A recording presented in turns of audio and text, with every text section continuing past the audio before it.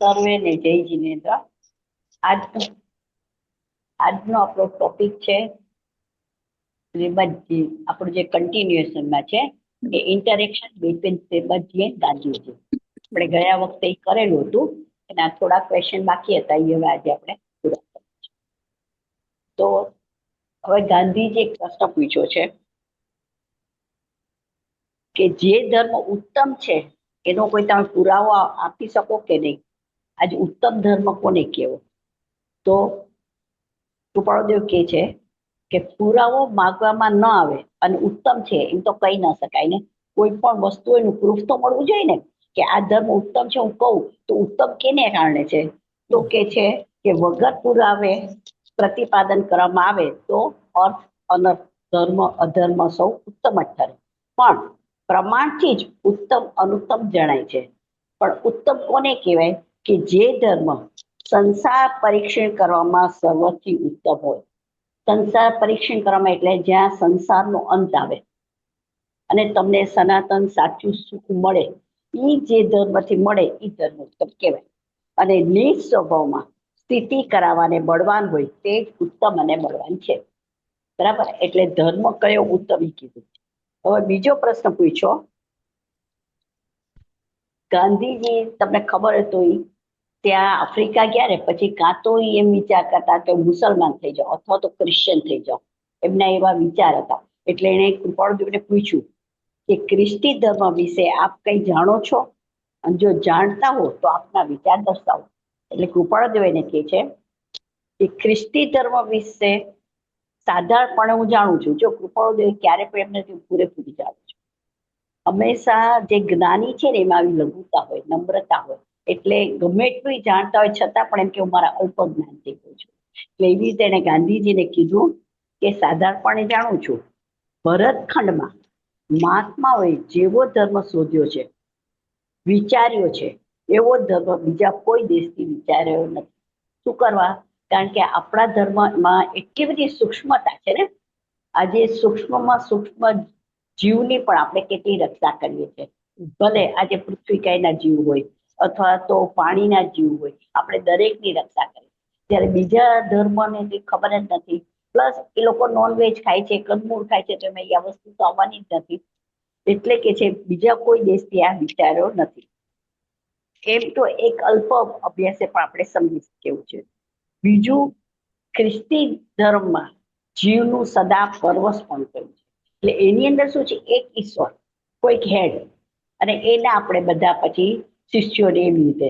જ્યારે આપણું જૈન દર્શન શું કે છે કે તું અને હું બે સરખા. ભગવાન પોતે કહે છે કે ભાઈ તારો આત્મા અને મારો આત્મા બંનેનો સત્ય છે, બંનેનો સિદ્ધ જેવો છે. એટલે તું મારે આશ્રય છે કે હું તારા, એ વાત જ બંને જણ સરખા છે. જે પદ મેં પ્રાપ્ત કર્યું છે એ જ પદ તું પણ પ્રાપ્ત કરી શકે. એટલે અહીંયા આપણને ક્યાં છે? સ્વતંત્રતાની વાત છે. એક જૈન દર્શન 6 દર્શન મુખ્ય છે, એમાં એક જૈન દર્શન જ એવું છે જે સત્ય આ વસ્તુ કહે છે અને સ્વતંત્રતા એમાં છે. બાકીના કોઈ દર્શન સ્વતંત્રતા નથી. તો ખ્રિસ્તી ધર્મમાં શું છે? પરવશપણું છે. અને મોક્ષમાં પણ તેવી જ દશા રાખી. હવે પરવશપણું હોય એટલે જે રીતે એને કીધું હોય, ઈશ્વર ગણો તો ઈશ્વર કે કોઈ પણ હેડ, એ કેમ જ તમારે કરવું પડે. એટલે તમારી સ્વતંત્રતા ન રહે. હવે જીવના અનાદિ સ્વરૂપનું વિવેચન જેમાં યથા યોગ્ય નથી. પાછું કર્મ સંબંધી વ્યવસ્થા અને નિવૃત્તિ પણ યથા યોગ્ય થઈ નથી. આપણામાં તમને કર્મનું આખું ગ્રંથ છે, ગોમટ સાદામાં. તો આટલો જાડો ગ્રંથ છે અને એમાં બધું જ કર્મ વિશે, કે તમે કયું કર્મ કરો, કેવા ભાવ કર્યાથી કેવું કર્મ બંધાય, એની સ્થિતિ શું હોય, એનો ભોગવવાનો સમય કેટલો હોય, એમાં કેટલો રસ આવે, આ બધું ડિટેલમાં આપણે કીધું છે. જ્યારે બીજા કોઈ ધર્મમાં આટલું ડિટેલ નથી. તે ધર્મ વિશે મારો અભિપ્રાય સર્વોત્તમ તે ધર્મ છે. કયો ધર્મ? જૈન ધર્મ. એમ. અને ખ્રિસ્તી ધર્મમાં એવું છે નહીં, એટલે એ સંભવ નથી. એટલે એ કે છે કે ખ્રિસ્તી ધર્મ મેં જે ઉપર કયા તેવા પ્રકારનું યથા યોગ્ય સમાધાન દેખાતું નથી. તો ગાંધીજીએ પૂછ્યું કે જો એમ છે તો બાઇબલ ઈશ્વર પ્રેરિત છે. બાઇબલ એ લોકોનું જેમ આપણું આગમ છે ધર્મગ્રંથ, એમ એ લોકોનું બાઇબલ છે. તો કે એ તો ઈશ્વર પ્રેરિત છે. અને ઈસુ તે ઈશ્વરનો અવતાર કે તેનો દીકરો કે હતો, દીકરો છે કે હતો, એ પ્રશ્ન પૂછ્યો છે. પ્રશ્ન સમજાણો ને બરાબર, કે બાઇબલ છે એ ઈશ્વર પ્રેરિત છે. હવે આપણા આગમ છે ને એ ભગવાનની વાણીમાં જે આવ્યું એ પછી ગળદરો એક મીઠું, બરાબર. ભગવાને પોતે બનાવ્યા નથી, ભગવાને તો દેશના આપી. પછી એને જે સિદ્ધાંતો કીધા એને ગૂંથણ કોણ કર્યું? તો ગણધરોએ. અને ગણધરોએ રચિત પછી આ ગ્રંથો છે. તો અહીંયા શું કે છે કે આ બાઇબલ જે છે એ ઈશ્વર પ્રેરિત છે, અને ઈસુ જે છે એ લોકો એને ભગવાન ગણે છે. પાછા તો એ ઈશ્વરનો અવતાર છે કે એનો દીકરો છે કે પછી હતો? તો કૃપાળદેવ શું કહે છે કે આ વાત શ્રદ્ધાથી માની શકાય. હવે જો દરેકની પોતપોતાની, અને દરેકને પોતાના જે ધર્મ પાળતા એમાં શ્રદ્ધા હોય, એટલે કોઈનું પણ મન દુખાવું એ આપણે આપણા જૈન દર્શનમાં ચોખ્ખી ના છે. કારણ કે મારા થકી હું તમારા ધર્મ વિશે કાંઈ પણ બોલું અને તમને જો દુઃખ થાય તો એ કર્મ હું પણ બાંધું છું, બરાબર છે. એટલે આપણામાં એ રીતે ના કહે. તો અહીંયા કૃપાળદેવ શું કહે છે કે શ્રદ્ધા હોય તો માની શકાય, પણ પ્રમાણથી, પ્રમાણ એટલે બધા પડખે બધી રીતે વિચાર કરો તો પ્રમાણથી સિદ્ધ નથી. કયું? કે ઈશ્વર પ્રેરિત હોય. બાઇબલ ઈશ્વર, જેમ ગીતા છે, વેદ છે, એને પણ ઈશ્વર પ્રેરિત કીધી, પણ પછી કીધું કે ઈશ્વર પ્રેરિત નથી. જે જન્મ મરણ, હવે ઈશ્વર કોને કહેવાય? કે જે જન્મ મરણથી મુક્ત થયા છે. એટલે જેણે આપણા જૈન દર્શન પ્રમાણે જેણે બધા કર્મો, એટલે મૂળ 8 કર્મો મુખ્ય, બરાબર, એની 148 ગણો કે 158 પ્રકૃતિ, આ બધી પ્રકૃતિનો જેને ક્ષય કર્યો છે એ પછી ઈશ્વર થાય. હવે કેવળ જ્ઞાની અર્યન થયા તો એમાં છાપો લાગી ગયો છે ને, કારણ કે કેવળ જ્ઞાન થયું એટલે જ્યાં સુધી આયુષ્ય છે ત્યાં સુધી જ હવે જીવવાના, ત્યાર પછી નિર્વાણ પામશે અને સિદ્ધ થઈ જશે. એટલે એને આપણે ભગવાન કહી શકીએ, પણ એ સહયોગી ભગવાન કહેવાય. જ્યારે સિદ્ધ ભગવાન છે એ અયોગી કહેવાય, કારણ કે એને દેહ નથી ને, શરીર નથી, અશરીરી છે. તો હવે જે જન્મ મરણથી મુક્ત થયા એ ઈશ્વર અવતાર લે એવું તો બની ના શકે. જન્મ મરણથી મુક્ત થયા તો ફરીથી તમે જન્મ લ્યો. મુક્ત કોને કહેવાય? કે પછી હવે જે વસ્તુ છે જ નહીં એ મુક્ત થયા ને. હવે જન્મ મરણથી મુક્ત થયા એટલે તમે બધા જ કર્મો ક્ષય કરી દીધા. તો હવે નવા પછી પાછા વળી પાછા કે બાંધો અને વળી પાછા જન્મ લ્યો, એવું ન બને. આપણામાં એમ કે છે કે એકવાર તમને બધા કર્મનો ક્ષય કર્યો, મુક્ત થયા એટલે ઈશ્વર બની ગયા, અશરીરી બની ગયા, પછી પાછો જન્મ નથી, એ અનંત અનંત સુખમાં બિરાજી ગયા. તો કે છે કે પછી જન્મ મરણથી મુક્ત થયા પછી એ ઈશ્વર અવતાર લે એ બનવા યોગ્ય નથી. કેમ કે શું કરવા? કારણ કે રાગદ્વેષ રહી ગયા. આજે ઈશ્વર ક્યારે બને? આ બધા કર્મનો ક્ષય ક્યારે થાય? જ્યારે કર્મ બને છે ક્યારે? જ્યારે રાગદ્વેષ કરો ત્યારે. હવે જે રાગદ્વેષથી રહિત જ થઈ ગયા છે તો એને કર્મ નથી. કર્મ નથી તો પછી આ ગતિ ક્યાંથી મળે? કે એને જન્મ મરણ ક્યાંથી મળે? એટલે કે છે કે ઈશ્વરના અવતાર લેવું બને નહીં. શું કરવા? કારણ કે રાગ દ્વેષ રહિત પરિણામ જ જન્મનો હેતુ છે. જન્મ ક્યારે થાય? કે તમારામાં રાગ દ્વેષ રહી જાય, એટલે વળી પાછું કર્મ એ છે એટલે તમારે જન્મ લે, વળી પાછા એ કર્મમાં પાછા બીજા કર્મ ઉમેરાતા જાય છે એટલે તમારો જન્મ ચાલ્યા. પણ એક વાર તમે આ જન્મ મરણથી મુક્ત થઈ ગયા, રાગદ્વેષ ન કર્યા એટલે જન્મ મરણ ન થયા. કારણ કે રાગદ્વેષ કર્મનો કેવી રીતે છે સિદ્ધાંત? કે જ્યારે જીવ છે, આત્મા છે, એ કેવો છે? ક્રિયાશીલ છે. ક્રિયાશીલ કેતા એ કાંઈક ને કાંઈક ભાવ કરે છે, બરાબર. હવે કાં તો એ ભાવ 3 પ્રકારના, કાં તો એ શુદ્ધ ભાવ કરે, કાં તો શુભ ભાવ કરે, કાં તો અશુભ. હવે આ શુભ અને અશુભ 2 ભાવ છે એ અશુદ્ધ છે, એનાથી તમારા કર્મ બંધાય. અને શુદ્ધ ભાવ જે છે એ આત્માનો પોતાનો છે, પારિણામિક ભાવ જેને કહેવાય. તો આનાથી તમારા કર્મ ન બને. હવે જ્યારે તમે શુભ અશુભ ભાવ કરો છો એટલે પુણ્યના ભાવ કરો, શુભ અશુભ ન સમજો તો પુણ્યના કે પાપ. હવે આ 2 ભાવ કરો એટલે તમારા કર્મ બંધાય. હવે કર્મ બંધાય એટલે વળી પાછો તમને જન્મ લેવો જ પડે, એ ભોગવવા માટે પણ. સમજાય છે બરાબર? હવે જ્યારે તમે કર્મ જ ન બાંધો તો પછી કર્મ જન્મ લેવાનો સવાલ જ નથી આવતો. અને આ કર્મનું કારણ શું છે? તો કે રાગ દ્વેષ છે. એટલે રાગ દ્વેષ જ્યારે પરિણામ છે તો એ જન્મનો હેતુ છે, અને ઈ જેને નથી એ ઈશ્વર થયું. હવે આ અવતાર એટલે ઈશ્વર છે એ અવતાર ધારણ કરે જ નહીં, કારણ કે રાગ દ્વેષ રહિત નથી. કોઈ પણ આપણે સ્વાભાવિક રીતે પણ વિચારીએ તો ઈશ્વર કોને કહીએ કે જે રાગ દ્વેષ. હવે જો ઈશ્વર રાગ દ્વેષ વાળું હોય તો એ પછી કાં તો રાગ કરે કાં તો દ્વેષ કરે, બરાબર. તો ઈશ્વર જ આ કરતા થઈ ગયો ને આવું કરતા. હવે ઈશ્વર જ જો રાગ દ્વેષ વાળો તો પછી આપણે રાગ દ્વેષ વગરના ક્યાંથી થવાના છે?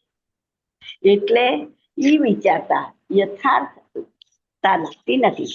પ્લસ ઈશ્વરનો દીકરો હોય એ પણ પોસિબલ ન થાય, કારણ કે રૂપક તરીકે જો વિચારે તો એ બંધ બેસે, બાકી પ્રત્યક્ષ પ્રમાણથી બાધા પામે છે. કારણ કે મુક્ત જે હોય એ જન્મ જ ના લે તો દીકરો ક્યાંથી? સમજાય છે? હવે જો તમને એમ કહો કે આજે દાખલા તરીકે કોઈ પણ ભગવાન જેને લગ્ન કર્યા હતા તો એનું છોકરો, પણ એ ક્યારે થયો કે એને જયારે ગ્રહસ્થ આવો, બરાબર છે. કે આજે ઋષભદેવ છે એના 100 પુત્ર હતા, પણ એ ક્યારે હતા? જયારે ગ્રહસ્થ અવસ્થા. એક વાર મુનિ પણ લઈ લીધું, ત્યાર પછી એને સંસારનો ત્યાગ કર્યો, એને બ્રહ્મચર્યનો ત્યાગ કરી દીધો. ત્યાર પછી એને દીકરો સંભવ. હવે તમે તો એને પહેલેથી ઈશ્વર છો. આપણે ઋષભદેવને ક્યારે ઈશ્વર તરીકે સ્વીકાર્યા? જ્યારે એને કેવળ જ્ઞાન થયું ત્યારથી આપણે એને ઈશ્વર તરીકે સ્વીકાર્યા ને. ત્યાં સુધી મુનિ હતા, મુનિમાંથી પછી કેવળ જ્ઞાની થયા એટલે ઈશ્વર તરીકે આપણે જોયા. ત્યાર પછી સીધા લઈ ગયા એટલે આપણે ઈશ્વર તરીકે જોયા. તો હવે ઈશ્વર હોય એને દીકરો ક્યાંથી હોય? એટલે એ વાત પોસિબલ નથી થતી. એટલે મુક્ત એવા ઈશ્વરને દીકરો હોય એમ સી રીતે કહી શકાય? બીજું, દાખલા તરીકે તમે એમ કહો કે તો એની ઉત્પત્તિ કેવી રીતે થઈ? એમ કહીએ તો ઉત્પત્તિ સી રીતે કરી શકીએ? એટલે બંનેને અનાદિ અનંત જો માનો, પિતા પુત્ર, પણ કોઈ અમર તો છે જ નહીં. જેનો પણ જન્મ થયો એનું મરણ નિશ્ચિત છે. તો હવે એને અનાદિ અનંત ગણો તો પણ કઈ એટલો વખત અનંત સુધી તો કોઈ જીવ ટકી જ ન શક્યો. એટલે પિતા પુત્ર તરીકે પણ કેવી રીતે બંધ છે? એટલે આ વિચારવા યોગ્ય છે. જે વિચારેથી મને એમ લાગે છે કે આ વાત યથા યોગ્ય નથી. સમજાણો બરાબર? એમાં ડાઉટ છે? ડાઉટ છે? ક્વેશ્ચન કરો એટલે આન્સર આપો. જે તમે કીધું ને કે સોરી આ સંભળાય છે કે હા કે શુભ અશુભ કરીએ તો કર્મ બંધાય, પણ શુદ્ધ કેવી રીતના થાય? શુદ્ધ ત્યારે જ્યારે તમે તમારા આત્મામાં સ્થિર થાવ ને, એકાગ્ર થાવ ને, ત્યારે તમારા પર્વમાં તમે ન જોડો. જો આત્મા કાં તો સ મારે કાં તો પરમાં. હવે આ આત્માની આડે આવી રીતે કલ્પના માની લો, કાં તો અહીંયા હોય ને કાં તો અહીંયા. હવે જે દરવાજો હોય તો એક જ બાજુ, કાં તો આ બાજુ બંધ છે, આ બાજુ બંધ થયું તો આ બાજુ ખુલ્લું રહ્યું. એવી રીતે આત્મા શું છે? ક્રિયાશીલ છે, એટલે કાંઈક ને કાંઈક તો ભાવ કરે. હવે એમાં એ બે રીતના ભાવ કરે. જો એ પોતાનામાં રહે ને, એટલે કે સ્વ, પોતાના આત્મામાં છે, સ્વાનુભૂતિમાં, ત્યારે કર્મ ન કરે. આજે આ બધા કર્મ ટોટલ કેવી રીતે ખપી ગયા? કોઈ પણ આપણે જે પણ જીવ મુક્તિને પામ્યો, જે જીવ સિદ્ધ થયા તેના કર્મ બધા ખૈપા તો એ સિદ્ધ થયા ને. તો આ સિદ્ધ કેવી રીતે બન્યા? તો એ પોતાના સ્વભાવમાં રહ્યા. હવે મહાવીર ભગવાને 12.5 દીક્ષા લીધી, પછી 12.5 વર્ષ ને 15 દિવસ સુધી એ મુનિ અવસ્થામાં રહ્યા, બરાબર. ત્યાર પછી એને કેવળ જ્ઞાન થયું. તો એ વખતે એને શું કર્યું? તમે કહેશો તપ કર્યું. તપ કેવી રીતે કર્યું? આપણી જેવું તપ નહીં. આપણે આજે ઉપવાસ કર્યો, આજે આંબેલ કરી, આપણા જેવું તપ નહીં. એ તપની અંદર પોતે પોતાના આત્મામાં જ રહ્યા. એટલે એ વખતે એને જે બીજા ભાવો આવ્યા, એને પોતાની ઇન્દ્રિયોનું ચકાસણી કરી, પોતાને કયા કયા ભાવ આવે છે એ બધા જોયા, અને એ બધા ભાવને એને દૂર કરવાનો પ્રયત્ન કર્યો ને રાગ દ્વેષ કાઢ્યા. એ કાઢતા કાઢતા એને 12.5 વર્ષ 15 દિવસ સમજાણું. એક સરખું પોતાના આત્મામાં ના રહે. આત્મામાં પોતાનામાં જાય, પાછા બહાર આવે, પાછા જાય, બહાર આવે. ત્યારે શું સુખ કરે, પણ સુખથી પણ કર્મ તો બદલાય બધાના. કોઈ પણ ભગવાનને પણ એ સુખ કરે તો એના કર્મ બંધાય. પણ એના કેવા કર્મો હોય કે એકદમ આમ થોડા સમયમાં પાત્રા એકદમ હોય, એટલે થોડા સમય પાછા કર્મ બંધાણા અને ક્ષય પણ એવી રીતના. એટલે જયારે પોતાના આત્મામાં હોય, શુદ્ધાત્મામાં, એ વખતે શું થાય? કર્મ ન બને. પણ હવે આ પોતાના આત્મામાં ન રહેતા એ બહાર આવી ગયા. બરાબર, હવે તમે દરવાજો અહીંયા બંધ કર્યો તો અહીંયાથી હવે બહાર નથી, પણ દરવાજાને ખોલી નાખ્યો એટલે આપણી પાસે તમારા ભાવ બધે બહાર ગયા. હવે આપણે શું છે, અનાદિકાળથી પોતાના આત્મામાં ન રહેતા પરભાવમાં જે છે, પરભાવ કેતા રાગ, દ્વેષ, ક્રોધ, માયા, મમતા, પછી હાસ્ય, રતિ, અરતિ, બધા લોક કસાય, આ બધાની અંદર આપણા ભાવ ગયા ને. હવે ભાવ કર્યો એટલે કર્મ એની મેળે ખેંચ્યા આવ્યા ને, આ પરભાવ કહેવાય. એટલે આત્મા કાં તો સ્વમાં રહેવાય, સ્વભાવમાં, કાં તો એ પરભાવમાં જાય. હવે એ સ્વભાવમાં ન રહે એટલે એ પરભાવમાં ગયો, અને પરભાવમાં ગયો એટલે એને કર્મ કર્યા, એટલે ઓટોમેટિક કર્મ થઈ ગયા ને. કારણ કે આજુબાજુમાં કર્મની રત તો છે જ, અને એને મેગ્નેટિક એટ્રેક્શન છે, એટલે જેવા તમે ભાવ કરો એટલે કર્મ રથ ખેંચાઈ જાય તમારે, અને એ ચીપકે. પછી આમાં કોઈ લખાણ એવું ન હોય કે ચિત્રકૂટ ચોપડો લઈને બેઠો છે અને તમારા બધું લખી નાખે છે કે શું ભૂલ કરીને શું કઈ સારું કામ કર્યું, એવું કાંઈ નથી. અને આમાં છેકા છે કે કાંઈ નથી, એક વાર તમે ભાવ કરે એટલે તમારા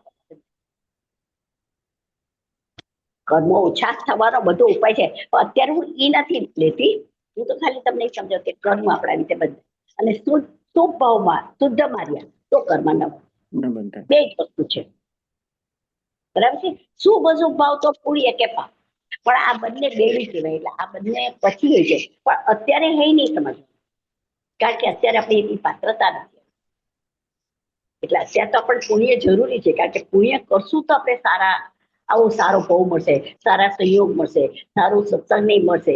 આ તમને સારા ભાવ ક્યારે થયા? પુણ્યના હિસાબે તમારું પુણ્ય હતું તો તમને ભાવ થયા કે આપણે સત્સંગ કરીએ, તે તો ભાવ ક્યાંથી થાય? એના માટે આપણે પણ અમુક પાત્રતા આવી જાય, જયારે તમે ઉપર ચડો, શ્રેણી ચડો, ત્યાર પછી તમારે પુણ્યની જઈ. એટલે છે ને આપણો અનેકાંત છે, અનેકાંત ધર્મ છે. એટલે ઘડીકમાં આમ કે ઘડીકમાં કે તમે એમ કહો મારે શું લેવાનું, તો એક વસ્તુને પકડવાની નથી, બધી જ વસ્તુ પકડવાની. જેમ ઉદાહરણ આપે છે કે હાથી છે, હવે 6 આંધળા છે, બધા એના જુદા જુદા ભાગને ટચ કર્યો, તો દરેકને પછી પૂછ્યું હાથી કેવો છે, તો જેને પગ પકડ્યા હતા એને કહ્યું હાથી થાંભલા જેવો છે, જેને એની પૂંછડી પકડી એને કહ્યું હાથી બોરડા જેવો છે, શરીરને હાથ હલાવ્યો એને કહ્યું હાથી દિવાલ જેવો છે. તો આ બધા ખોટા હતા? ખોટા નહોતા, પણ અંશે સાચા હતા ને. પણ સર્વાંગે વિચારો તો આ બધું જેનામાં છે એ હાથી. બરાબર છે. એવી રીતે અત્યારે આપણે, હું કહું કે ભાઈ પુણ્ય જે છે, પણ ક્યારેક કઈ અપેક્ષાથી વાત કરું એ વિચાર, સમજાણું? એ અપેક્ષાને નહીં કહેવાય, આધ્યાત્મિક ભાષામાં નહીં કહેવાય. આપણામાં હવે જુદા જુદા 47 નહીં છે, એમ તો ગણાય છે, પણ મુખ્ય એમાં પણ વ્યવહાર અને નિશ્ચય એ બેની વાત. આ જરાક તમને ડિફિકલ્ટ થશે, અત્યારે હું નથી સમજાવતી, પણ એટલે કઈ રીતે આપણને કહેવા માંગે છે એ સમજો. હવે અહીંયા પણ કૃપાળદેવ શું કીધું કે ઈશ્વર એ રીતે નથી, કારણ કે ઈશ્વર હોય તો એ ટોટલ કર્મથી મુક્ત થઈ ગયા. હવે જે કર્મથી મુક્ત થઈ ગયા છે એને જન્મ મરણ છે નહીં, તો એને દીકરો ક્યાંથી હોય? સમજાણું? એ એને કીધું. અને બીજું એને એમ કીધું કે જો તમે માનો કે ચલો દીકરો પણ છે, તો જેને જન્મ જ ન હોય તો દીકરો ક્યાંથી હોય? પછી હવામાં તો ન હોય. ત્રીજું એને શું કીધું કે ચાલો બેને અનાદિ અનંત માનો, કે પેલા હતો હવે અનાદિ અનંત છે, પણ કોઈનું આયુષ્ય અનાદિ અનંત ઓછું છે, બધાની લિમિટ તો આવે છે ને આયુષ્યની. તો આ ભાવમાં તમે દાખલા તરીકે તમે પિતા છો, આ તમારો દીકરો છે, હવે આવતા ભાવની અંદર એ દીકરોની ઈ જ પિતા આવે ના આવે, એટલે અનાદિ અનંત. એટલે એને એમ કીધું કે આવી રીતે ઈસુ છે એ અવતાર છે કે કોઈનો દીકરો છે એમ, જયારે એને ભગવાન તરીકે સ્વીકારો ત્યારે. હવે જ્યાં સુધી ભગવાન ના થયા, મહાવીર ભગવાન તો આપણે કહે છે કાંઈના પિતા હતા, પણ એકવાર ભગવાન થઈ ગયા એટલે સંસારથી અલિપ્ત થઈ ગયા ને. પછી એને સંસારી આપણે બોલીએ કે સંસારી મા બાપ, પણ એના પિતા છે એમ ન બોલો, એ સંસારી એના મા બાપ. પછી એને માતા પિતા કોઈ નહીં, એને કોઈ સાથે સંબંધ છે? સમજાણું? એવી રીતે છે. એટલે આ એ રીતે હવે ખ્યાલ આવ્યો? હા, થોડુંક આવ્યું. હવે એ કે છે કે જૂના કરારમાં એટલે એ લોકોના છે ને બે હતા, તો કે એમાં તો જે ભવિષ્ય પાક્યું છે એ તો બધું ઈશાનું ખરું પડ્યું, જો ઈશ્વર હોય તો જ ખરું પડે ને, એમને એમ તો ન પડે. તો કૃપાળદેવ શું કે છે કે એમ હોય તો પણ તેથી તે બંને શાસ્ત્ર વિશે વિચાર કરવો ઘટે, એણે જે લખ્યું છે. તેમજ એવું ભવિષ્ય તે પણ ઈસુને ઈશ્વર અવતાર કહેવામાં બળવાન પ્રમાણ નથી. એટલે તમે વાંચો તમે એમ કે આ શું લાગે, પણ બળવાન પ્રમાણ નથી. તમને એકદમ સ્પષ્ટ થવું જોઈએ. આજે મેં તમને કર્મનો સિદ્ધાંત સમજાવ્યો તો તમને પરફેક્ટ બેઠો ને કે નહીં, મેં આ કર્યું તો મને આ કર્મ મારા જોઈતા, મેં હિંસા કરી એટલે મને પાપ લાગ્યું છે, બરાબર. તો અહીંયા આગળ શ્યોર થવું જોઈએ. કેમ કે જ્યોતિષ આદિકથી પણ મહાત્માની ઉત્પત્તિ જણાવે છે કે આ જ્યોતિષ હોય એ પણ કે આજે કૃપાળદેવના જન્માક્ષર જોઈને બધાએ કીધું, એના 10 જણે કીધું હતું કે ઈશ્વર જીવાય. સમજાણું? એટલે જ્યોતિષ પણ કહી શકે છે, અથવા તો ભલે કોઈ જ્ઞાનથી એવી વાત જણાવી હોય પણ તેવા ભવિષ્ય વેતા સંપૂર્ણ એવા મોક્ષ માર્ગને જાણનાર હતા એ વાત જ્યાં સુધી યથાસ્થિત પ્રમાણરૂપ ન થાય ત્યાં સુધી તે ભવિષ્ય વગેરે શ્રદ્ધા. એટલે તમે જે કહો કે ઈશ્વર છે તો એ ઈશ્વર એ રીતે પ્રૂવ થતું નથી, કારણ કે પ્રૂફ જેનું પણ મળે એ વેલિડ ગણાય, બીજું ના મળે એટલે એ ના પાડે. તો કે છે કે ઈસુ ખ્રિસ્તના ચમત્કાર વિશે લખ્યું, ખબર છે કે એમ કહેવાય છે કે ઈસુ જયારે એને દેહ ત્યાગ કર્યો પછી 3 દિવસ પછી એમાં પાછો એનો જીવ આવ્યો ઈસુનો. હા, તો અહીંયા કૃપાળદેવ શું કે છે, જો આપણા જૈનિઝમ પ્રમાણે પોસિબલ નથી, એવી રીતે આવે. તો અહીંયા પેલા આપણે એનો જવાબ સાંભળીએ. કેવળ કાયામાંથી એકવાર જીવ ચાલ્યો પછી તે જીવ તે જ કાયામાં દાખલ કર્યો હોય અથવા તો કોઈ બીજા જીવને તેમાં દાખલ કર્યો હોય તો એવું બની શકે, એવું સંભવિત નથી. આજે જીવને તમે પકડી શકો છો? કોઈ આટલી બધી સાયન્સ આગળ વધ્યું, બરાબર, પણ કોઈ સાયન્સે એમ કીધું કે જીવ આવતો છે, કે જીવને અમે પકડ્યો, જીવને અમે જોયો? જીવ કોઈથી પકડાતો નથી. તો હવે પકડાય ને તો તમે એને એના દેહમાં કેવી રીતે મૂકો? એટલે જો લોજિક થી બધું ગાંધીજી તો બેરિસ્ટર હતા ને, જેવા તેવા નહોતા. એ જમાનામાં ફોરેન જઈને કરી શક્યા, એટલે એના પણ ક્વેશ્ચન બધા કેવા તર્ક વાળા હોય, એટલે એને તર્ક થી લોજિક થી સમજાવો તો જ ગાંધીજી સમજે, નહીં તો ન સમજે. એટલે ગાંધીજીને કહે છે કે ભાઈ જો આ રીતે પોસિબલ થાય, કોઈનો જીવ કોઈનામાં તમે નાખી શકો, તમે કિડની ટ્રાન્સફર કરી શકો, તમે પેનક્રિયાસ ટ્રાન્સફર કરો, પણ તમે હાર્ટ ટ્રાન્સફર કર્યું પણ એમાં જીવ ટ્રાન્સફર કરી શક્યું? મૃત્યુ તો જ્યારે જેનું જે ટાઈમે જે વખતે જે સંજોગમાં થવાથી થાય છે કે નથી થતું, કોઈ એને અટકાવી શક્યું, કોઈ એને રોકી શક્યું? કારણ કે એ શું છે, આયુષ્ય ઉપરાંત. જો રોગથી માણસ મરે છે એમ નથી, જો રોગથી જ મળતું હોય તો કોઈ પણ રોગ થયો તો આપણે મરી જઈએ, પણ રોગથી મરતું નથી, જ્યારે એનું આયુષ્ય પૂર્ણ થાય છે ને ત્યારે મળે. બરાબર સમજી લેજો. ઘણી વખત તમે એમ કહો કે ખાલી અહીંયા ગાદલા પર સુતા હતા, પડ્યા અને મરી ગયા, કઈ નકમાં રોગ નહોતો. અને ક્યારેક કેટલો બધા રોગીઓ બિચારા સાવ બેડીડર હોય છતાં પણ કેટલા વર્ષો સુધી જીવે છે. કેમ એમ થાય છે?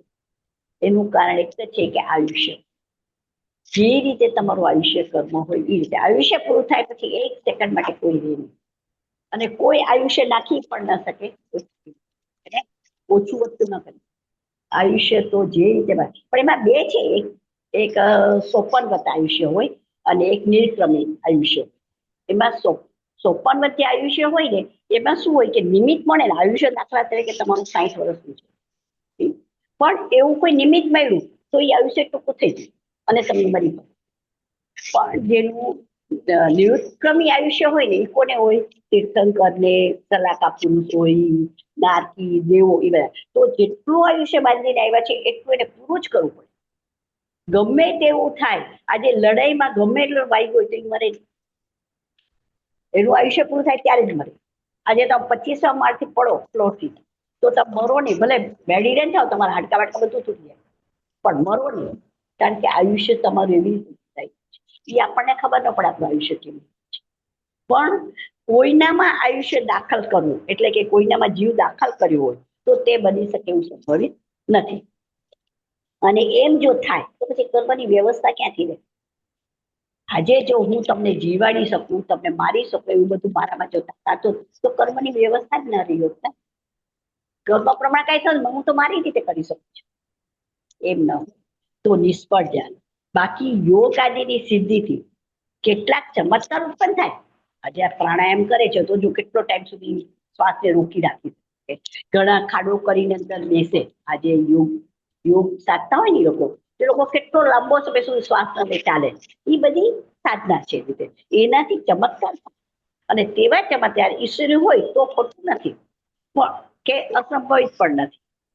પણ આવી બધી સિદ્ધિઓ જે છે એ આત્માના ઐશ્વર્ય આગળ, કારણ કે આત્મામાં એટલી બધી ઐશ્વર્ય છે કે જે એની આગળ આ બધું તૃણ જેવું છે સમ. એટલે આત્માનું ઐશ્વર્ય તેથી અનંત ગણું મહત્ સંભવે છે. અને હજી પણ તમારે ગાંધીજી કહે છે વધારે પૂછવું હોય તો આપણે સમાગમ મળશું ત્યારે તમને વધારે એની ડિટેલમાં પૂછજો. એટલે આ રીતે એને સમાધાન કર્યું કે આ વસ્તુ બની ના શકે. હવે આ શું છે, હવે કોણે ઈસુમાં જીવ આવ્યો કોણે જોયું? એવું કોઈ સાચે સાચો માણસ મળે તમને કે તો તમે કહીશું, બાકી આપણને તો ખબર જ ન પડે. આ તો આપણી બધી કલ્પના હોય કે શાસ્ત્રમાં લખ્યું હોય, પણ શાસ્ત્રમાં લખ્યું શું થાય તો જ કહેવાય, નહીતર નહીં. એટલે આ વસ્તુ રૂપાળદેવ માનવા તૈયાર. તો ગાંધીજી કે છે, હવે બીજો પ્રશ્ન પૂછો. આટલું ક્લિયર થયું? ડાઉટ હોય ત્યાં પૂછજો. અચ્છા, હવે આગળ ઉપર 100 જન્મ થશે તેની આ બહુમાં ખબર પડે, અથવા તો આગળ આપણે શું હતા એની આપણે ખબર પડે? બોલો, ખબર પડે? ખબર પડે? આપણને ખબર પડે કે પેલા આગલા બહુમાં આપણે શું હતા. ત્યારે કે જે તમારું જો જ્ઞાન નિર્મળ થયું હોય, હવે અવધિ જ્ઞાન છે એ શું છે એના થકી તમને ખબર પડે છે ને. આજે કૃપાળુ દેવે 900 ભવ એના જોયા, પોતાના 900 ભવ. હા, તો જેમ જેમ જો એને શું લખ્યું એમ બની શકે નિર્મળ જ્ઞાન જેનું થયું હોય. હવે જ્ઞાન નિર્મળ ક્યારે થાય કે જ્યારે જેમ જેમ તમારા આત્મામાં શુદ્ધતા થતી જાય ને. શુદ્ધતા એટલે કે કઈ આપણામાં કઈ કચરો નથી, પણ શું રાગ દ્વેષ. આ જે રાગ દ્વેષ રૂપી જે મલિનતા છે ને, જેમ જેમ ઓછું થતું જાય તેમ એમ આપણું જ્ઞાન ખીલતું જાય. એટલે શું છે, જ્ઞાન ઉપરના જે આવરણ છે ને આપણા જ્ઞાનાવર્ણીય કર્મ આપણે બોલીએ, એ જ્ઞાનાવર્ણીય કર્મ ઓછા થતા જાય. એટલે જ્ઞાન ઉપરનું આવરણ નીકળી ગયું.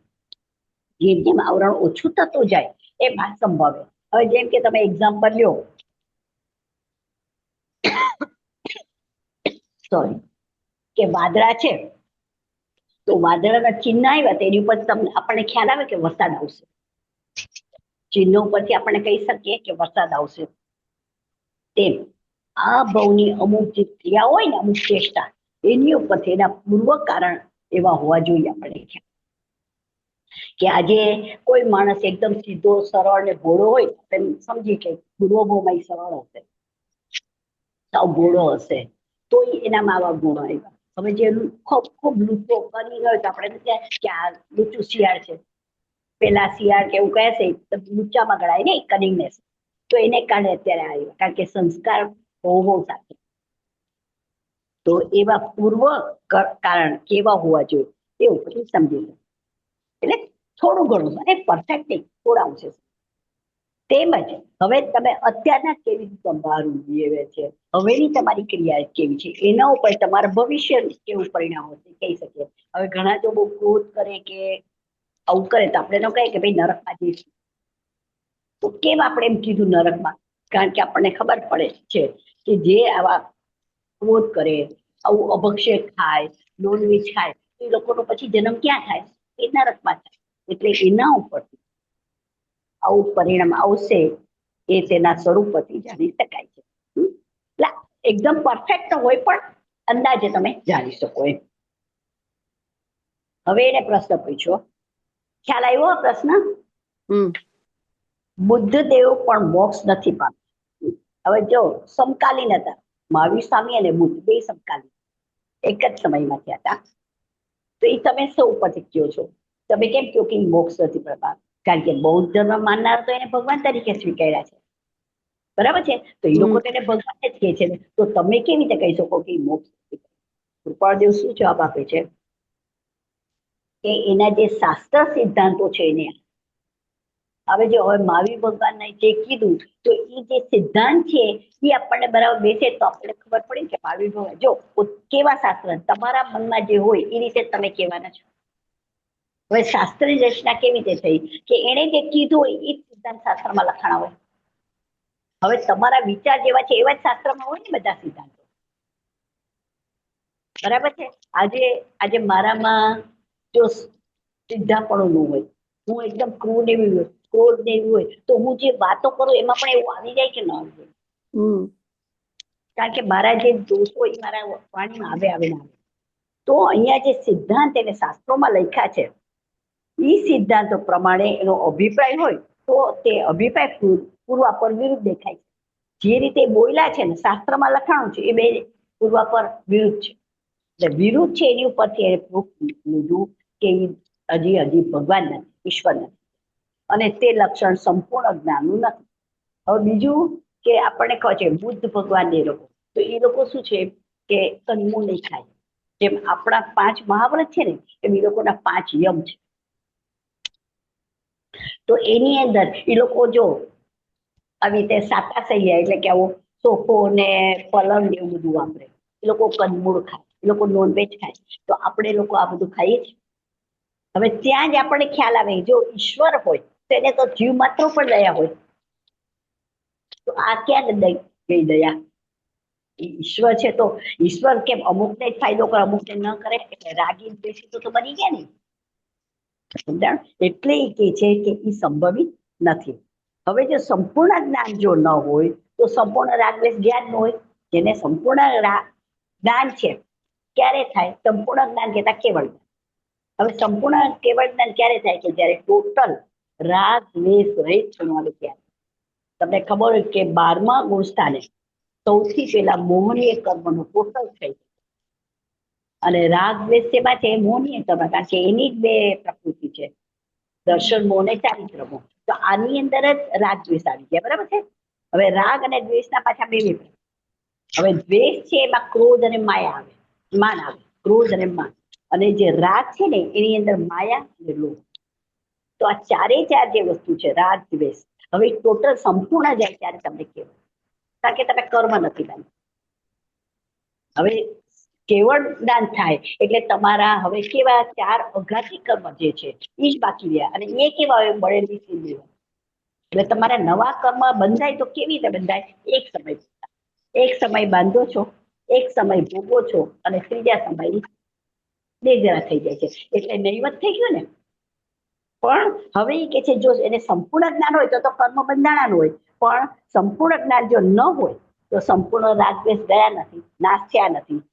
એ પામવા અસંભવિત છે ને, બરાબર? અને જ્યાં જે તેમ હોય ત્યાં સંસાર સંભવે.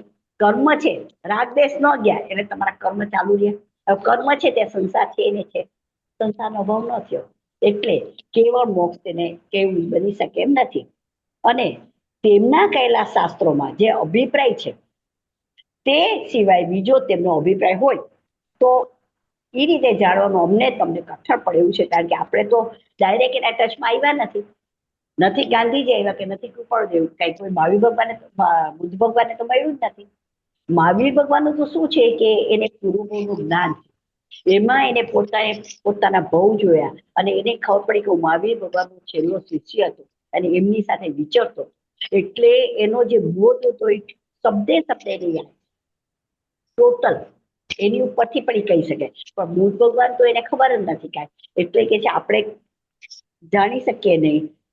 અને એમ છતાં કહીએ કે બુદ્ધદેવનો અભિપ્રાય બીજો હતો, તે કારણપૂર્વક કહેવાય, પ્રમાણભૂત ન થાય એમ કઈ નથી. કદાચ જો તમે કહી શકતા હો જાણો તો કયો, પણ મને લાગતું નથી. એટલે કૃપાળદેવે આવી રીતે. હવે ગાંધીજીએ પૂછ્યું, જો એને ખાલી ધર્મ ના પૂછ્યું છે એમને એને બીજું પણ પૂછ્યું. એને એ પણ પૂછ્યું કે આજે શ્રી કૃષ્ણ, અચ્છા આગળ, દુનિયાની છેવટની સ્થિતિ થશે, દુનિયાની છેવટની સ્થિતિ થશે. એટલે સૌથી છેલ્લે શું થશે દુનિયાનું? ઘણા શું કે અમુક કાળ થશે એટલે પ્રલય થઈ જશે, સર્વનાશ થઈ જશે. આપણે તો કૃપાળદેવ શું જવાય તો કે જો છેલ્લે એક તો બધા જીવ ટોટલ મોક્ષ પામે એવું તો પોસિબલ છે જ નહીં. કેવળ મોક્ષ રૂપે સર્વ જીવની સ્થિતિ થાય કે કેવળ દુનિયાનો નાશ થાય એવું બનવું પ્રમાણભૂત નથી. જો બધા જીવ મોક્ષે પામે, મોક્ષે ક્યારે પામે કે જ્યારે બધા જીવ પોતપોતાના કર્મોનો ક્ષય કરે ત્યારે એને મોક્ષ મળે. પણ દરેક જીવનો કઈ આવા સમપરિણામ હોય? તમારા પરિણામ, મારા પરિણામ, રક્ષાબેનના, રીટાબેન, જે પણ હોય બધાના પરિણામ તો જુદા જુદા હોય ને. અને એ પરિણામ પ્રમાણે એ લોકોના કર્મ બંધાય. તો બધાના તો એવા પરિણામ ન હોય કે જેથી કરીને બધા મોક્ષે જઈ શકે. પોતે બધા પોતાના સ્વભાવમાં રહી શકે ના રહી શકે. એટલે એ પોસિબલ નથી. તો કે છે કે ટોટલ નાશ થાય નહીં. શું કરવા? કારણ કે કોઈ પણ દ્રવ્ય, આપણે સિદ્ધાંત શું છે કે કોઈ પણ દ્રવ્ય એ નથી ઉત્પન્ન થતું કે નથી એનો નાશ. ખાલી એની સ્થિતિ, એની અવસ્થા બદલાય છે, પણ નાશ ન થાય. કેવળ નાશ ન થાય કોઈનો પણ. હવે એટલે જો કેવળ નાશ ન થાય તો દુનિયાની છેવટની સ્થિતિ કેવી રીતે રહે? જેમ છે એમ જ રહેવાની. પણ કેવી રીતે? ક્યારેક કોઈ, હવે જો અવસ્થા કેતા આજે ગતિની જે વાત કરીએ છીએ કે ક્યારેક અમુક પ્રકારની ગતિ વધારે હોય, ક્યારેક હવે 4 ગતિ છે, મનુષ્ય છે, દેવગતિ, રાષ્ટ્રી અને તિર્ય. એમાં કોઈ ગતિના જીવ ક્યારેક વધારે હોય, કોઈ ગતિના જીવ ક્યારેક ઓછા હોય, પણ અંતે ટોટલ સર્વનાશ નથી. કારણ કે જો જીવનો નાશ થાય તો જીવ ક્યાં જાય? ક્યાં? તેમાં ઉત્પન્ન થાય. જીવનો નાશ જ નહીં. ખ્યાલ આવ્યો? જીવનો કોઈ દિવસ જીવને ઉત્પન્ન પણ નથી કરી શકાતો, તેમ એનો નાશ પણ નથી. એટલે તો કીધું કે ઈસુની અંદર આવી રીતે જીવ કોઈ નાખ્યો હોય એવું બને જ નહીં. કારણ કે આ સનાતન સિદ્ધાંત છે કે જીવ જેટલા પેટીબંધ જે છે એ છે, પણ તમે એમ નહીં માનો કે સૃષ્ટિ આટલી જ છે. ટોટલ આપણું જે લોક છે ને, લોકનું પ્રમાણ કેટલું છે? 343 રજ્જુ, 343 રજ્જુ. હા, આટલું પ્રમાણ છે. હવે એમાં જે ત્રસ નાડી છે ને વચ્ચે, એ એક રજ્જુ આમ પહોળી છે, હા, અને આમ 13 રજ્જુની હોય. હવે આ ત્રસ નાડીમાં જ 3 જીવો છે. 3 જીવો એટલે 2 ઇન્દ્રિયથી લઈને 5 ઇન્દ્રિય. બાકી બધે એકેન્દ્રિય જીવ છે. સમજાણું તમને? બાકી બધે હવે લોકનો આખો આ ભાગ છે, આ આખો ભાગ છે, બરાબર. હવે એમાં આટલો ભાગ જે છે, આટલામાં 3 જીવો. આ એક ત્રસ વચ્ચોવચ બરાબર આ નાળી હોય એટલે ત્રસ નાળી કહેવાય, અને આમાં 3 જીવો. બાકી બધે એકેન્દ્રિય જીવ તો છે જ. તો હવે દુનિયા તમે કેટલી ગણો છો? કે એક જ આટલી આપણે ભરતખંડ જેટલું છે એમ નહીં, કેટલી મોટી છે ને. એટલે ટોટલ ક્યાંય નાશ થાય જ નહીં. એકમાંથી અવસ્થા કોઈકનું વધઘટ, સમજાવું? એટલે વધઘટ થશે પણ નાશ નહીં થાય. એટલે એને જો જવાબ શું હતું કે કેવળ મોક્ષ સર્વજીવની સ્થિતિ થાય કે કેવળ દુનિયાનો નાશ થાય એવું બનવું મને પ્રમાણભૂત લાગતું નથી. આવા ને આવા પ્રવાહમાં જેવી સ્થિતિનો સંભવ છે, એટલે આવા પ્રવાહમાં એટલે જેમ છે એમ જ. ક્યારેક કોઈ પણ અવસ્થા વધારે તમને ગતિ વધારે દેખાશે, કોઈ વખત મનુષ્ય વધારે દેખાશે, કોઈક વખત વનસ્પતિ વધારે દેખાશે, કોઈક વખત તિર્યંશનું પ્રમાણ વધારે દેખાશે, કોઈ ભાવ રૂપાંતર પામી ક્ષીણ થાય તો કોઈ વર્તમાન થાય. પણ તે એક ક્ષેત્રે વધે તો બીજે ક્ષેત્રે ઘટે. એટલે પ્રમાણ તો તે સબકું ટોટલ જેટલા પણ જીવ છે, જેટલા પણ પૂતગલ છે, એ આમનામ જ રહે. હા, પૂતગલ પણ નાશ ન પામે, યાદ રાખજો. પૂતગલ કેતા હવે આજે પર્વત છે, અજીવ વસ્તુ જે બધી છે, એ પણ નાશ ન પામે, એનું પણ રૂપાંતર થાય. હવે પર્વત છે તો આટલો મોટો, પેલા એમ કહેતા હતા કે પાલીતાણા છે ને, પાલીતાણા અત્યારે જે એ પાલીતાણા ભાવનગર સુધી પસરેલો. હવે અત્યારે પાલીતાણા કેટલો નાનો થઈ ગયો છે, તો એનો નાશ થયો નહીં. પણ શું છે, ધીરે ધીરે ધીરે એમાંથી રજો નીકળતી ગયા, પથ્થરો ફરતા ગયા, ધૂળો નીકળતી ગઈ, અને એક નાનું થઈ ઘસરો લાગ્યો એને. હવે બીજી જગ્યાએ આ ક્યાંક ભેગું થઈ ગયું, આ જ બાકી બીજી જગ્યાએ ભેગી થઈ. સમજાણ? એટલે ન તો જીવ કે ન અજીવ કોઈનો પણ નાશ કે કોઈનું ઉત્પન્ન. જેટલા જીવ છે લોકની અંદર એટલા જીવ ને જેટલા પૂતગલ છે એટલા અખ બંધ છે, પેટ બંધ. અને ભગવાને આ બધું એના જ્ઞાનમાં જોયું છે.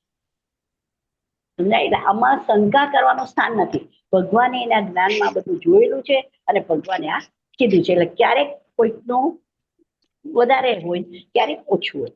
એટલે બીજે ક્ષેત્રે આ વસ્તુની સ્થિતિ વધારે.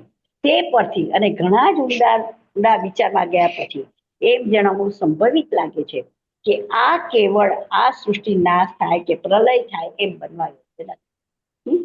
સૃષ્ટિ એટલે આ એક પૃથ્વી એવો અર્થ નથી. મેં તમને કીધું ને, આખું લોક લઈ લેવાનો. એક આ ભરતખંડ લીધો કે ઐરાવત ક્ષેત્ર લીધું કે મહાવીર ક્ષેત્ર લીધું, એટલાની વાત નથી. આપણા મનુષ્ય તો ખાલી આ 15 કર્મભૂમિમાં જ છે. પંચેન્દ્રિય મનુષ્ય તો ખાલી 5 ભરત ક્ષેત્ર છે, 5 ઐરાવત ક્ષેત્ર, 5 મહાવીર છે, એટલામાં જ. બાકી બધે પછી એક્સપિરિયન્સ ને બીજા બધા જેવું. તો હવે નેક્સ્ટ ક્વેશ્ચન ગાંધીજી પૂછો કે અનીતિમાંથી સુનીતિ થશે ખરી? અનીતિ એટલે પોલિટિક્સ ને ખોટું સાચું બધું કરીએ ને, એ અનીતિ થાય. અને નીતિ એટલે એકદમ પ્યોર, આપણે જે કહીએ છીએ ને નીતિથી રહે એ. તો કેવું થશે? તો જો એ પણ પોસિબલ ના થાય, કારણ કે દરેક જીવ કઈ સુધરે, દરેક જીવ બદલાઈ જાય એવું માનો તમે? તો કે છે કે એનો ઉત્તર સાંભળી જે જીવ અનીતિ ઈચ્છે છે તેને તે ઉત્તર ઉપયોગી થાય એમ થવા દેવું યોગ્ય નથી, કારણ કે એ તો અનીતિ કર્યા જ કરવાનું છે, એનામાં કઈ બદલાવ નહીં આવે. પણ કોઈ પણ ભાવ અનાદિ છે, બરાબર? નીતિ અનીતિ કયો, તથાપી તમે અમે અનીતિ ત્યાગી નીતિ સ્વીકારીએ તો તે સ્વીકારી શકાય એવું છે. જો ભલે આપણે અત્યારે ગમે તેવા હોય, પણ આપણે ધારીએ તો આપણે બદલાવી શકીએ છીએ, આપણે આપણી જાતને બદલાવી શકીએ ને.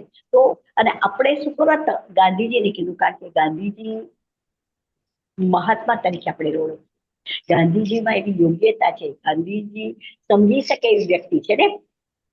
એટલે એને કીધું કે તમે અને હું ધારીએ તો આપણે અનીતિ છોડી નીતિ કરી શકીએ એવું છે. અને એ જ આત્માને કર્તવ્ય છે, કરવાનું એ છે.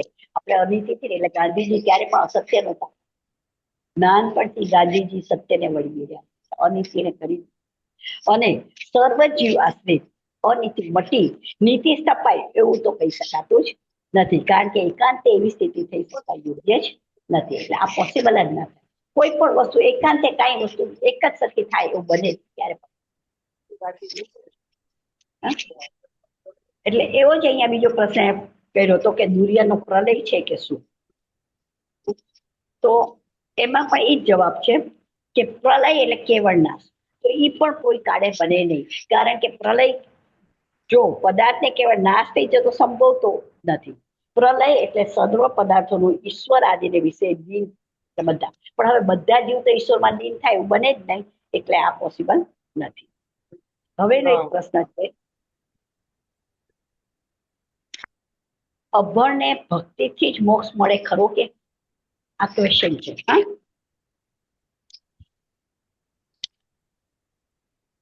તો કે છે કે હા, ભક્તિ શું છે? Excuse me, કોઈ કઈ કોઈ કઈ પૂછ્યું? કોઈએ કોઈનો કઈ ક્વેશ્ચન છે? હું પછી મ્યુટ કરી દઉં છું હમણાં બધાને, એટલે પછી જો જેને ક્વેશ્ચન કરવો હોય એ જરા અનમ્યુટ કરીને કરે. છે સાહેબ. અચ્છા, ટાઈમ થઈ ગયો, સોરી. ના, ઓકે ઓકે, હા હા.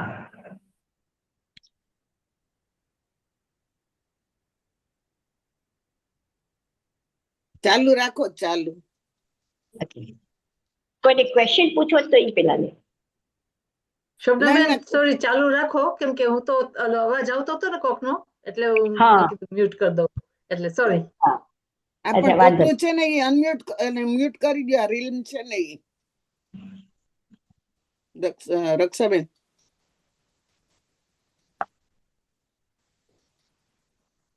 અચ્છા, ક્વેશ્ચન છે, અભણને ભક્તિથી જ મોક્ષ મળે ખરો? તો કે હા. જો ભક્તિ શું છે? એ જ્ઞાનમય છે. આપણો આત્મા એ શું છે? જ્ઞાનમય છે ને. મય એટલે એનામાં, જેમ સાકર છે એ ગળાશમય કહેવાય ને, કારણ કે એને તમે છૂટી ના કરી શકો. એમાં જે ગળાશ છે એ છૂટી કરી શકાય ન થાય. એવી રીતે આપણો આત્મા છે કેવો છે? ભક્તિ જ્ઞાનમય છે. હવે જ્ઞાન એ મોક્ષનો હેતુ છે. હવે અક્ષર જ્ઞાન ન હોય પણ એને રુચિ છે, એનામાં એટલી બધી એને શ્રદ્ધા છે, એ શ્રદ્ધાના જોરે એ પોતે પોતાના આત્માને પ્રાપ્ત કરી શકે. હા, એટલે અક્ષર જ્ઞાન ન હોય એને અજ્ઞાન કહ્યો છે. તો તેને ભક્તિ પ્રાપ્ત ન થાય એવું તો પોસિબલ હોય જ નહીં ને. આજે પહેલાના વખતમાં લોકો ક્યાં ભણતા હતા, પણ છતાં પણ એ લોકોને સ્તવનો આવડતા હતા કે નહોતા આવડતા. અને જ્યારે એ લોકો સ્તવન ગયા ત્યારે કેટલા ભક્તિભાવથી કરતા કે એમાં ઓતપ્રોત થઈ જતા. આજે મીરાબાઈ, નરસિંહ મહેતા એ વખતે કયું ભણતર હતું, છતાં કેટલા ભક્તિમય હતા. તો કે છે કે જીવ છે એ જ્યારે એ જ્ઞાન સ્વભાવી છે અને ભક્તિના બળે નિર્મળ જ્ઞાન ઉત્પન્ન થાય છે. અને નિર્મળ જ્ઞાન એ મોક્ષનો હેતુ છે. એટલે સંપૂર્ણ જ્ઞાનની આવૃત્તિ થયા વિના સર્વથા મોક્ષ હોય એ મને લાગતું નથી. પણ જ્યારે જો તમે એકદમ શ્રદ્ધા હોય અને સાચા ભાવથી ભક્તિ કરો તો જ્ઞાન તમારું સંપૂર્ણ થતું જાય અને એનાથી તમને મોક્ષ મળે. હવે લઉં કે ના લઉં?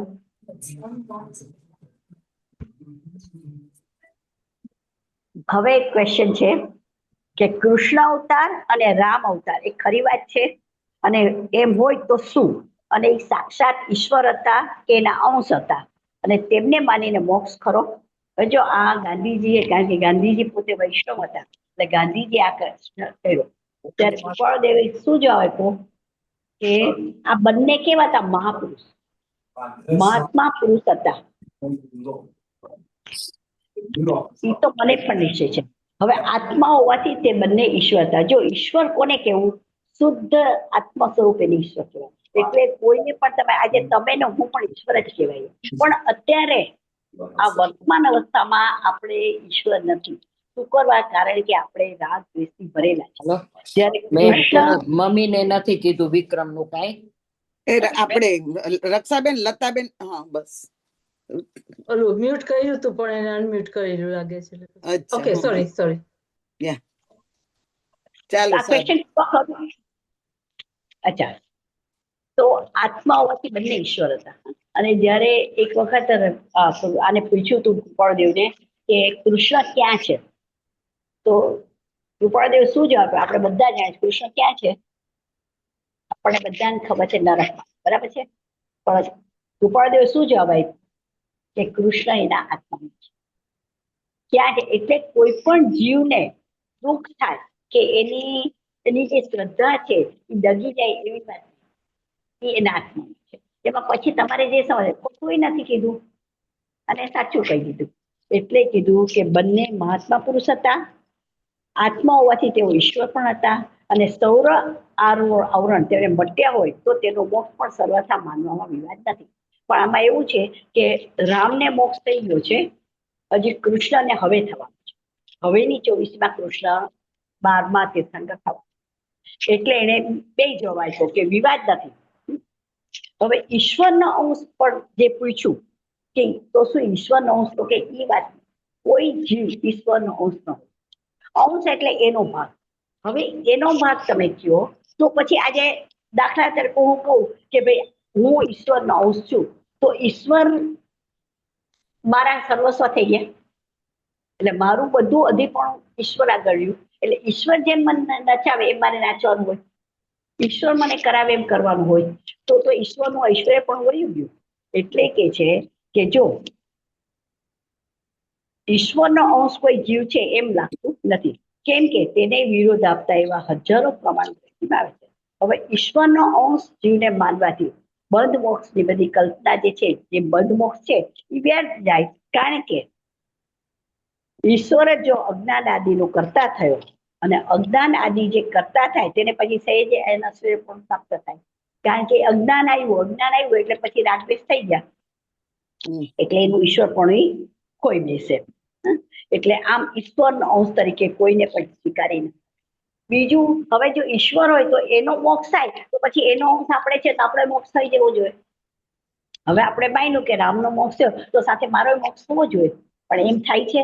એમ નથી થતું. કારણ કે આપણને ખબર છે કે આજે ભગવાન પોતે મોક્ષે જાય તો શું એના પુત્રને, એની પત્નીને, એના મા બાપને એ પોતે લઈને ગયા સાથે મોક્ષે? આપણે તો શું કહે છે, દરેક જીવ સ્વતંત્ર છે, અને જે રીતનું તમે પુરુષાર્થ કરશો એમ જ કોઈના થકી કોઈને કાંઈ મળતું જ નથી. આજે ભગવાન આપણને સમ્યક આપીને ભગવાન આપણને મોક્ષ આપે એવું બને જ નહીં. એટલે કીધું કે આ રીતે ઈશ્વર કોઈનો અંશ પણ નથી, તો પછી પુરુષાર્થ કરવાનો રહ્યો જ નહીં. એટલે કે છે કે જીવને સ્વીકારવાની પણ મારી બુદ્ધિ શક્તિ નથી. કૃષ્ણ કે રામ આ લોકોને